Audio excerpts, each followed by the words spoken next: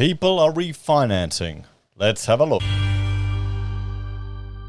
Hello everyone, Florian here, and welcome to another episode of HeiseSays. Grab your ice-cold stein of water. We're in a heat wave here in Queensland, and let's have a look. Let's have a look at this release from the ABS. Refinancing is high in December as new housing loans fell. So people are not taking out new loans as often as they were in the past, but people are refinancing. What does that tell you? I suspect people are trying to lock in a better deal. They're worried about interest, or they know interest rates are going to keep going up. So they're preparing. People are preparing. Now, we've got to remember, when we see the news and we see all the negativity and we get sob story after sob story milked about interest rate increases, we're going to see them.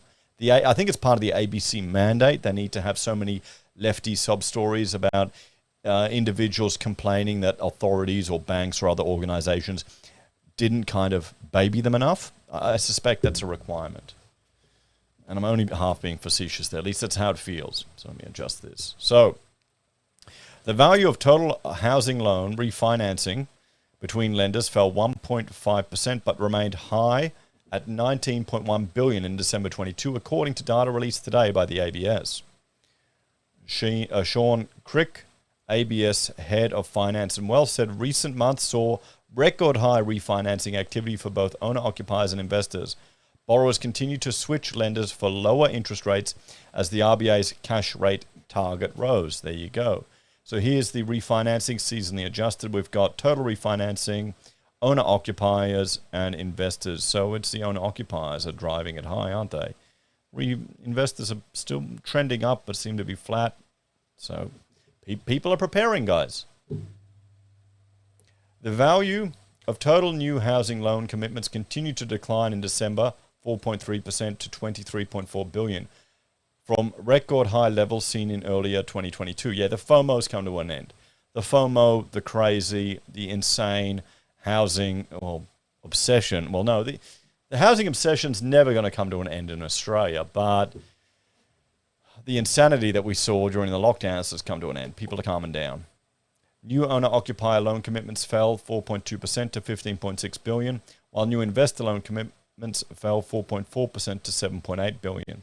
Mr. Crick said in December 22, the value of total new housing loan commitments was 22% higher than the level seen in February 2020, prior to the COVID-19 pandemic. In December 21, the value of these commitments was 74% higher than the pre-pandemic level. That's insane. Shit. No wonder housing just went to the moon. It just went nuts. Wow. And okay, there you go. So we can see here, here's total excluding refinancing, investing, and owner-occupier new loan commitments. So we're trending back down to, I don't know, what do we say? Is that the trend? Look at this advanced. You don't need advanced Excel. Just draw it on there. Hey, look, it's trading analysis, guys, for crypto. I'm out. But there you go. So we're going back to normal. The number of new loan commitments to owner-occupier first-home buyers fell 4.2% to 7,646 in December 22. First-home buyer loans in December were 53% below their January 21 peak and 20% below the February 2020 pre-pandemic levels. We can see here it's going down. So first-home buyers are backing off. We're below. First-home buyers are below the pre-pandemic levels.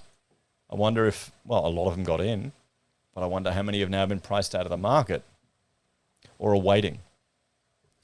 So the value of total new loan commitments for fixed-term personal finance fell 2.8% in December 22. This was mainly driven by a 1.8% fall in road vehicle loans. Oh, remember when we looked at that clip of people proudly bragging about how expensive their loans are for their cars?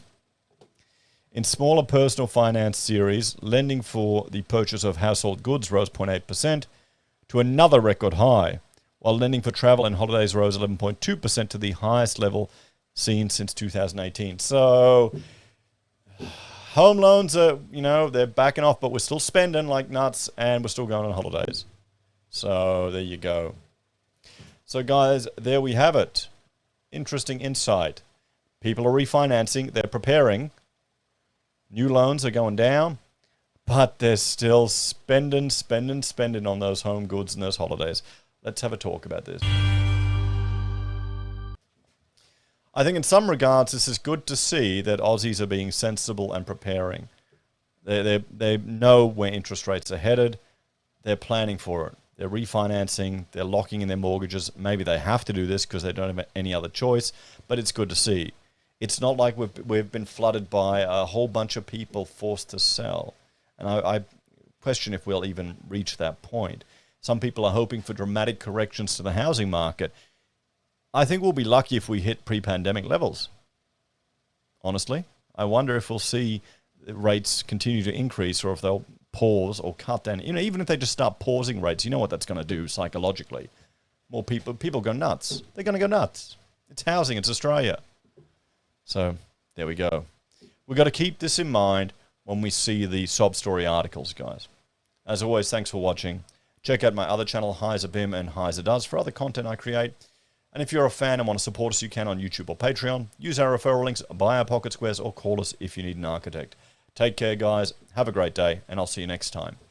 Oh, and the reason why I push the pocket squares is on a hot day like today, if you've got a meeting, you've got to dress up, you put the pocket square in, you forget about the tie.